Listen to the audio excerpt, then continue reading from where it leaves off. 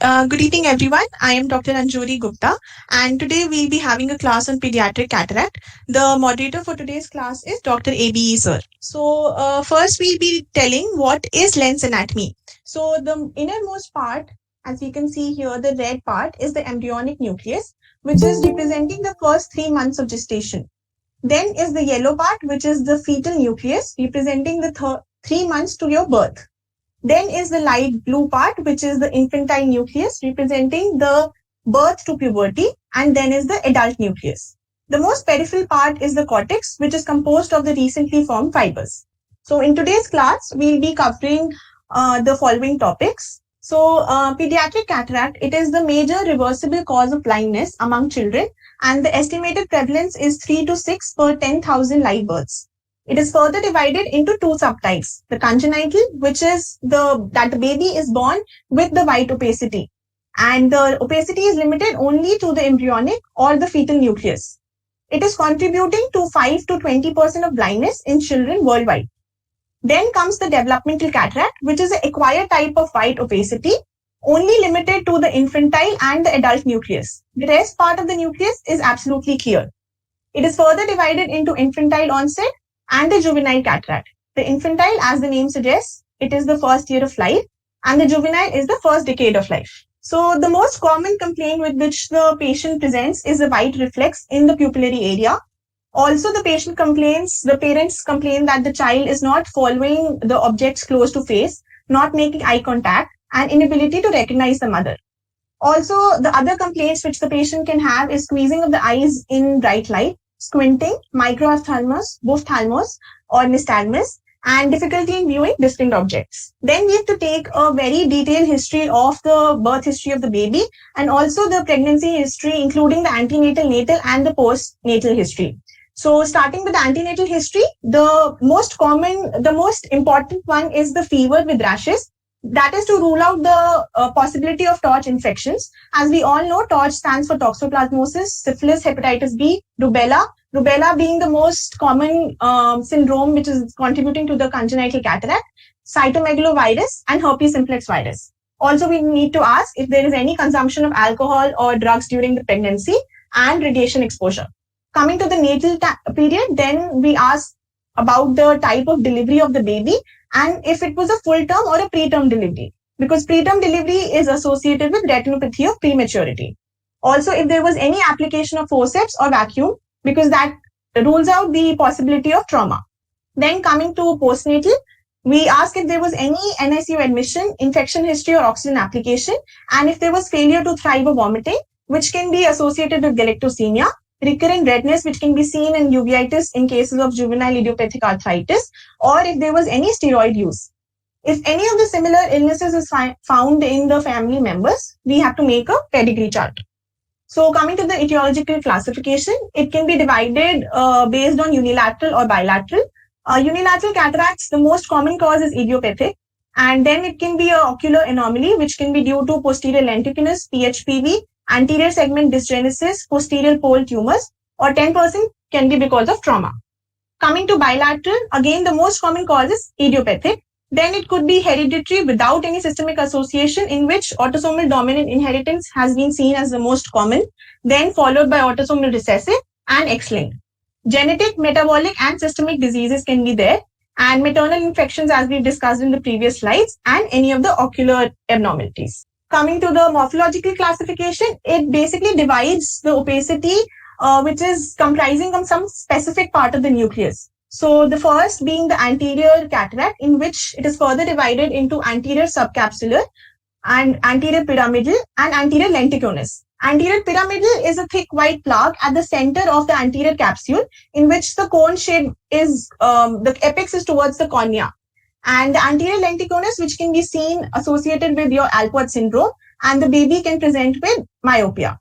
Mostly all the anterior types of cataract are visually insignificant, so cataract surgery is not necessary to be done. Then is the posterior cataract, which is further divided into posterior lentiginous, PHPV, posterior subcapsular oil drop cataract, and persistent hyaloid artery remanence, which is also called as Mittendorf dot.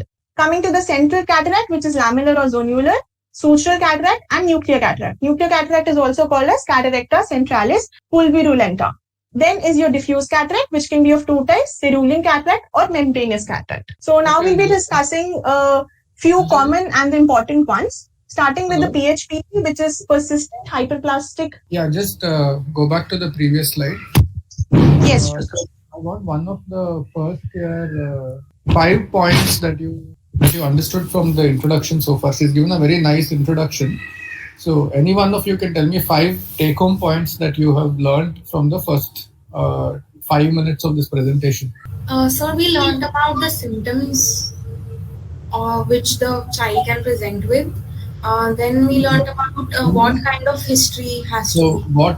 what is the most common sign that or what is the most common presentation of a child with cataract? So the most common sign will be a whitish reflex in the pupillary area. Correct. Very good. Okay. So that's the most common sign. Next important pearl that you learned. So to take a detailed history. Okay. Yeah. Shamika, you're answering, no? Detailed history. Yes, then. Okay, sir. So detailed history about mainly the birth history of the child, prenatal, natal, and postnatal. In prenatal, we need to ask about any infections that the mother could have had, or if there was any What was the mnemonic or the abbreviation which Anjori showed on the slide for those infections? Torch infections. Correct. So torch profile or torch infections. Yes. All right. And in the natal history, she mentioned something about labor and difficulty in labor and all that, right? Yes. Labor and all that. Why do you? Okay, this is for the second year DNBs, and even from the second year, why do you think that history is important? Why would I want to know if my patient had a prolonged labor or a cord around the neck or a delayed cry? Why would I want to know that? For any instrumentation or difficulty in labor, which can warrant for forceps or vacuum delivery, which can cause trauma to the, or prolonged asphyxia causing HIE, hypoxic ischemic. Correct. Yeah, that's what I was looking for. So these points are very important because remember, if a 6-month-old child comes to you, you have no way of giving a prognosis if you have not asked all these questions. If it's a absolutely fine, normal delivery, child, good birth weight, no nystagmus, nothing, then you know that the prognosis is reasonably good. Visual prognosis is good. But any history where they tell you that the mother had hypertension during pregnancy or diabetes during pregnancy, prolonged labor, delayed cry, all these things will point towards possible hypoxic ischemic encephalopathy, which means after your cataract surgery also, cataract surgery helps the child, no doubt, but you need to tell the parents that prognosis will remain guarded. Okay, so that is why it is important to ask that history. Okay, all right, Anjori, please continue. Yes, sir. So coming to PHPV, PHPV is persistent hyperplastic primary vitreous. It is the persistence and secondary fibrosis of the primary hyaloid vascular system. So here, as we can see in the image, it is basically a fibrovascular stalk which is emanating from the optic disc to join the posterior lens capsule, and then it fan outs. So it makes a white fibrovascular membrane over the lens capsule. It is mostly unilateral and sporadic and can be associated with a small cornea. Also, it has been seen that the patients can have a high myopic refractive error. And over the time, it has been noted that the membrane contracts and that pushes the lens and the iris ahead. So making the anterior capsule shallow and leading to angle closure glaucoma. Retina and the posterior pole are normal, but still we need to keep them on close follow-up to check for progression of your lens opacity and to look for chances of fractional RD. So in this image, we can see a typical PHPV cataract where it is showing a fibrovascular plaque, and also we can see the persistent vessels, fibrovascular pupillary vessels. And this is a case of a 7-month-old baby which had a fibrovascular localized plaque, and also it was seen that there was a lens distortion and more than 20 diopters myopic refractive error was noted. Anjali, the previous slide. So retina and posterior pole being normal is depends on the kind of PFV. PHPV is now renamed as PFV, persistent fetal vasculature. So it depends upon what type of PFV. No, PFV or PHPV can be of two types, anterior and posterior. If there is posterior PHPV, then you have the diagram which you have showed that Yes, stalk, sir. like you can actually see that stalk arising from the optic disc and touching the posterior aspect of the lens. Okay, Yes, sir. and that might be associated with traction. In such cases, retina will actually, we won't be able to say that retina is normal. However, Normal. anterior Yes, sir. PHPV, yeah, anterior PHPV, that stalk extends from the sometimes from the ciliary body to the Body. Yes, sir. posterior aspect of the lens. So there, your Yes, posterior yes. segment may be normal. So we Okay, sir. can't. Yes, So sir. Always say that, yes, sir. If it is anterior, then it will be normal. If it is posterior, it can have tractional RD. Yes, sir.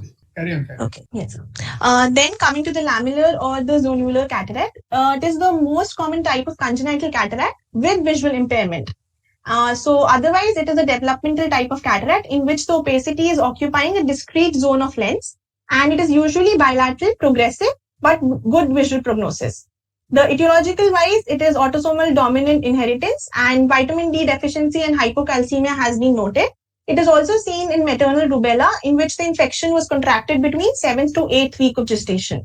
The characteristic feature of this cataract is that there is only a zone of fetal nucleus which is involved, and the main mass which is inside and outside the white opacity is absolutely clear, except the small linear opacities which are going as spokes of V towards the equator. So it has been shown that it resembles two rings of opacity, which can be seen as in onion skin. Then coming to sutural or axial cataract, it is a series of punctate opacities scattered around the anterior and the posterior Y sutures. It is static, bilateral, and does not affect the vision as such. It is of the following types: floriform, which is resembling petals of flower; coralliform, which is resembling a coral; spear shaped, which is shining crystalline needles; and anterior axial embryonic and dendritic suture. Coming to the posterior subcapsular cataract, it is a visually significant cataract as the central opacity, as we can see here, is just anterior to the posterior capsule and also in the visual axis. So mostly the patient requires a surgery in the initial period as well.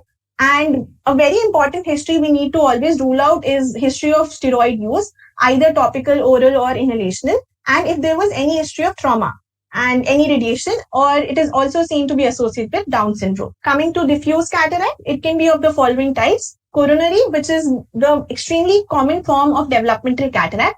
Here we can see small opacities of many hundreds in number having a regular radial distribution in the periphery of the lens, keeping the visual axis clear. Hence, the vision is unaffected. And it has been also called as corona of clubbed shape. Then comes the blue dot cataract, which is also called as cataracta punctata cerulea. It is the most common type of congenital cataract, but does not affect the vision. And it is static, and as we can see here also, the visual axis is clear because small white to bluish dot-like opacities are seen in the peripheral part of lens, which is the cortex. So this also does not require surgery in the initial period. Then comes the membranous, in which the total or the partial absorption of cataract leads a thin membranous cataract, and it can sometimes be misdiagnosed as a congenital aphakia as well. Then comes the rubella cataract. As I had already said, it is a major contributing factor for congenital cataract. It is due to invasion of lens by the rubella virus, and the patient presents with hazy cornea, which could be due to a congenital glaucoma or a keratitis. In this, the patient mainly has cataract bilateral in 80% of cases, but it is also seen in unilateral eye. And in this, the cataract is mostly a dirty white, yellow-looking cataract, and it can have ocular findings as well, like 3C, which can be remembered as 3 C's and 3 E's. The 3 C's comprising of chorioretinitis, as we can see here in this image, then cataract, cloudy cornea, 3 E's comprising of eye is small, which is microophthalmia, esotropia, and elevated IOP. When we see a similar cataract or the cataract which is secondary to rubella, we have to look for systemic findings, as we are all aware of the congenital rubella syndrome triad, which comprises of your cardiac defect, cochlear defect, and cataract. Okay, so coming to the ocular examination, the density and the morphology of the cataract is assessed by the quality of red reflex.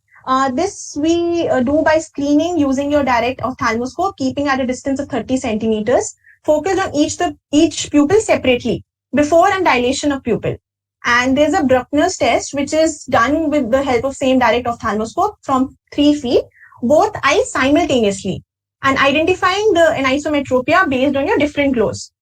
So here in this image, we can see that both the eyes have normal and similar red reflex. Here it is reduced, while in the third image, we can see it is red reflex is absent, showing a dense cataract. It also helps in identifying the strabismus and asymmetric cataract and checking for the fixation pattern. There are two refraction errors which can be seen are spherophakia and congenital cataract can present with progressively increasing myopia. And also patients who have subluxated lens can have high hypermetropia. It could be just because the lens has shifted from the pupillary area and the child is essentially aphakic. So we think it's a high hypermetropic, but the lens is actually there, but in the wrong position. So coming to the vision assessment, based on the age of the baby, at 3 years, the main thing is the central steady maintaining fixation, and then the resistance to closure of one eye, mainly the better eye. And then coming to 3 to 6 years, we can use the following charts and cards: the illiterate E chart, Landau C chart, Teller equity chart, Keeler equity cards, or Leah's paddles or cards. Then above 6 years, as we do in adults, we can use a Snellen's chart, pupillary examination to look for optic nerve function, and slit lamp examination. In cases of infants and pre-verbal children, to see if they have a good central vision or they have developed a dense amblyopia, we can see a monoocular fixation pattern of central fixation with accurate smooth pursuit and eye-to-eye comparison of the ability to pick up small objects when given in the palm of their hand. So it shows that the baby has good central vision. While in cases when they have eccentric fixation, irritability on covering the good eye, or inaccurate pursuit movements shows that the baby has already developed dense amblyopia. Then we always have to look for external examination, nystagmus, and head position. Coming to the slit lamp examination, as I've already discussed, the subluxated lens is common with few of the syndromes, so we need to check for the lens position. Corneal diameters to rule out any microophthalmia or ophthalmos. Iris fin tears or zonular dialysis or phacodonosis to rule out trauma. A point has to be noted that in cases of unilateral, like cases where we are suspecting a trauma, we always have to take a detailed history to rule out battered child syndrome. Then we go on with the dilated indirect ophthalmoscopy, in which we can see a oil droplet reflex, which is signifying a galactosemia cataract. In cases of total dense cataract, fundus won't be visible without indirect ophthalmoscopy, so we can do a ultrasound B scan. So now we'll be discussing a case. A 3-month-old boy presented to the hospital with the complaints of bilateral decrease in vision since birth, not fixating at the parent's face, but was responding to light. No significant family history was there. History of NICU stay was there for 10 days. And other than that, the antenatal history was nil significant. Just gestational diabetes was there in mother. On examination, no glow was seen in both the eyes. Poor fixation and bristly followed light in both the eyes. On Hirschberg test, we could see ortho. On slit lamp examination, bilateral nystagmus was noted. Cornea was clear with total cataract seen in both the eyes. So, on fundus examination, there was no view. Yes, sir. So, just one correction. See, Hirschberg's normally, I know we write that way, but remember orthotropic or orthophoric, when we say, that's always after doing a cover uncover test. Okay. So we can say Hirschberg's reflex was central. We can say Hirschberg's central. We don't say ortho based on Hirschberg. It's like saying patient was PL positive, so he's 6'6". It's something like that. It's like saying that. Yes, sir. So, okay, understood, sir. Central. Okay. Yes. All right. So on fundus examination, there was no view because of the dense total cataract. So an ultrasound scan was performed and it showed retina was attached and a posterior pole was normal. So the patient was planned for a right eye lens aspiration with an anterior vitrectomy under general anesthesia, followed by the left eye after 1 week. Coming to case number 2, a 9-month-old baby presented with parents complaining of right eye inward squint noticed since 1 month with normal visual activities, and there was no significant family history. It was a full-term baby born with uneventful antenatal birth history and normal growth since after that. The left eye was within normal limits, while in right eye there was no glow, that did not follow light, and the right eye had poor fixation. It was seen the patient had right convergent squint and the extraocular movements were full and free in both the eyes. Okay, just stop. Okay, go back. Okay, so again, one of the anybody from the audience who's there, what are 2 or 3 points you can pick up from the case history that is presented? What are the 3 things that are glaringly visible in this case? Anyone? Unilateral cataract. Correct. It's a unilateral cataract. Okay, very good. Then Yes, sir. what else? So with convergent squint in the right eye. Very good. Convergent squint in the right eye. Okay. What else is mentioned there? EOM, both eyes full and free. So just to summarize, it's a 9-month-old baby, unilateral cataract, and with an esotropia. Okay, so this tells us that this cataract has been there for quite some time. So the child has already developed like a sensory ET. Okay, so this is a long-standing squint. So in a 9-month-old child, if you're seeing a long-standing squint unilateral, then you have to think of conditions which are like congenital, in the sense that condition could have been there from intrauterine period itself. Okay, so then we go to the next slide. Yes, sir. Yeah. Can you see now? It's a PFV cataract. So it's PFV cataract is not acquired. It's not that PFV or a PHPV cataract develops after the child is born when it's 4 or 5 months old. It's not like that. It's there from intrauterine period. Okay. So when you see a 6-month-old child, 9-month-old child, unilateral cataract, dense amblyopia, in this case, esotropia is there, very poor fixation. You have to keep this in mind that it's a long-standing cataract. It's a similar situation if you see a child, say 3 months old, 4 months old with bilateral cataracts, nystagmus. That again is a pointer that this cataract has been there for a very long time. It's been there before probably the child was born, from intrauterine period itself, so it's not developed fixation at all. That's why that nystagmus is there in a bilateral scenario. Okay, so these are some important points to keep in mind. Okay, Anjali. Yes, sir. So an ultrasound was also done, which was suggestive of PHPV with stalks. So right eye lens aspiration with foldable IOL was performed with primary posterior capsule rexis with anterior vitrectomy under GA. So coming to the systemic examinations, as some of the cataracts can be associated with syndromes, and mostly it is seen in bilateral cataracts. Like in Down syndrome, a patient can have short stature, mental retardation, low set ears, excessive skin on back of the neck. Lowy syndrome, in which a male child with hypotonia, delayed developmental milestones, and mental retardation.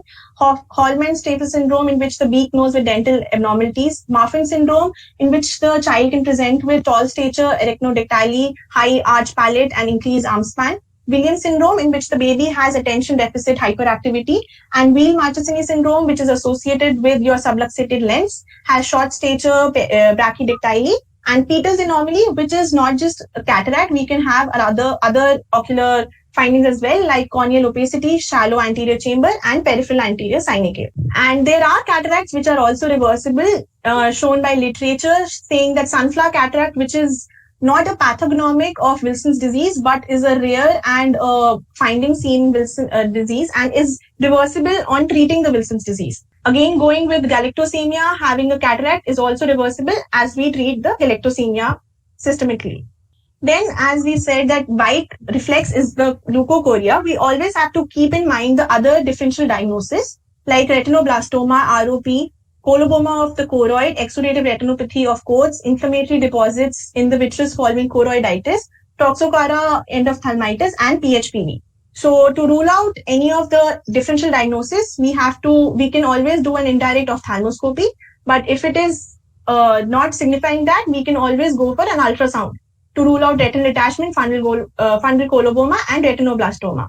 In unilateral cataract, as we've discussed a case on PHPV or PFV, in some cases, ultrasound can miss the findings, and we can also do an MRI in cases of high degree of suspicion.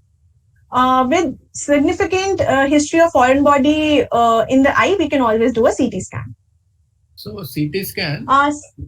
Yes. So see, the message should not be that CT scan should be done as a important investigation in unilateral cataracts. Where is the CT scan necessary? Supposing there is a history. One, the parents don't know any history. They just tell you that there is some injury. We don't know what happened. And on examination, you see there is a corneal entry wound. There's a corneal scar. There's a rupture of the anterior capsule. Okay, anterior capsule rupture. And in the corresponding area above, if there's a corneal scar, then you have to suspect a penetrating injury like a foreign body. Okay. Yes, and sometimes they'll tell you very clearly, children will tell you that something poked my eye and it came out, it fell out. In that case, you need not do a CT scan. But if there's unclear history with these signs, corneal scar, just corresponding area, breach in the anterior lens capsule, completely opacified lens, there you would want to do a CT scan. Otherwise, CT scan is not a routine investigation we ask for. Yes. Coming to the systemic workup, this is also not necessary to be carried out in all the cases of cataract. Only in bilateral cataract with no family history and metabolic disorders or any of the examination and history signifying a syndromic finding. Then with some specific cataracts like nuclear cataract, which is associated with rubella and varicella, we go with the torch workup in which we have to look for IgM and IgG antibodies in the child and mother. Oil droplet cataract, which is seen in galactosemia, we need to do a urine testing for the reducing substance like glucose. In subluxated lens, which is associated with your Marfan's, homocystinuria and Weil Marchesini, we have to examine the relatives for any of the positive family history and urine nitroprusside. Then coming to PSC, steroids, diabetes mellitus, radiation, uveitis, they're all associated with PSC. So we have to do a workup for the same. Coming to Christmas tree cataract, which is multicolored flakes seen over the lens. And it is seen in myotonic dystrophy, in which we have to check for serum CPK levels. And sunflower cataract, as we've discussed, is seen in Wilson's. Coming to case number 3, a 10-month-old baby presented with the father complaining of poor visual activities and squinting of eyes. There was no significant family history, but a very significant NICU stay was there for 1 month with history of aseptic meningitis, birth anoxia, and an MRI was done at birth, which was suggestive of hypoglycemic encephalopathy sequelae. And also, he had a history of neonatal seizures with delayed developmental milestones. And the child has been on physiotherapy since then. On examination, both the eyes showed dull glow. It followed light. Left eye was central steady and maintaining fixation, while the right eye had poor fixation. There was also left convergent squint noted. The extraocular movements were full and free in both the eyes. On slit lamp examination, they were seen early lens changes, while on fundus examination, the fundus was seen clearly with majorly everything within normal limits. So diagnosis of left eye monoocular esotropia with both eyes congenital cataract was done. As of then, the fundus and everything was within normal limits, and so the patient was referred to the LVA clinic to continue patch therapy with vision stimulation exercises. And the patient was kept on 6 months close follow-up, and only after 17 months, the patient presented with visually significant central zonular type of cataract. So the patient was taken up for a right eye lens aspiration, primary posterior capsulorhexis with anterior vitrectomy, and a foldable IOL was implanted under general anesthesia, followed by a left eye after 10 days. So coming to the management of pediatric cataract, for this class, we'll be discussing it briefly, as the detail of surgical management will be taken up in the further class. So we have to decide if we'll do a non-surgical management or a surgical management. In cases of cataract not in the visual axis, less than 3 millimeters in diameter, we can just take up a non-surgical management. While in cases of bilateral dense cataracts and unilateral dense cataracts, we can do a surgical management with aggressive amblyopia therapy. So what comes under non-surgical management is regular observation with close follow-ups, and in cases of borderline visually significant cataract and preverbal children with partial cataracts, a pupillary dilation with 2.5% phenylephrine hydrochloride has been seen effective, and also cyclopentolate 1% once daily or twice daily, or atropine 1% once or twice a week can also be used. It has been shown that daily atropine should be avoided as it can induce amblyopia. A part-time occlusion therapy of the good eye has to be regularly done. Coming to when the surgery has to be planned for the baby or the child whenever it presents. So the critical period of the eye is 6 weeks to 6 months when the fixation reflexes develop, and the final emmetropization generally is achieved by 9 years of age. So we need to, in cases of unilateral cataract, we need to operate as early as possible as risk of dense amblyopia is there. So we operate generally between 4 to 6 weeks, as operating a child before 4 weeks increases the risk of complications of general anesthesia and also risk of aphakic glaucoma, while after 6 weeks, it can lead to a dense amblyopia. While in cases of bilateral cataract, in symmetric cataract in both eyes, second eye is operated within 1 week of the first eye, But in cases of systemic unstable child, it can be performed in the same sitting. And when the child attains 2 to 3 years of age, we can take him for a secondary IOL implantation. So to sum up, prognosis of a cataract is based on if it is acquired cataract, older children with no strabismus, lamellar cataracts, posterior lentiginous, bilateral cataracts without nystagmus have generally good prognosis, while in congenital cataracts or unilateral cataracts who have a high risk of amblyopia or anisometropia with or a bilateral cataract with sensory nystagmus have a poor prognosis. So these are my references for the class.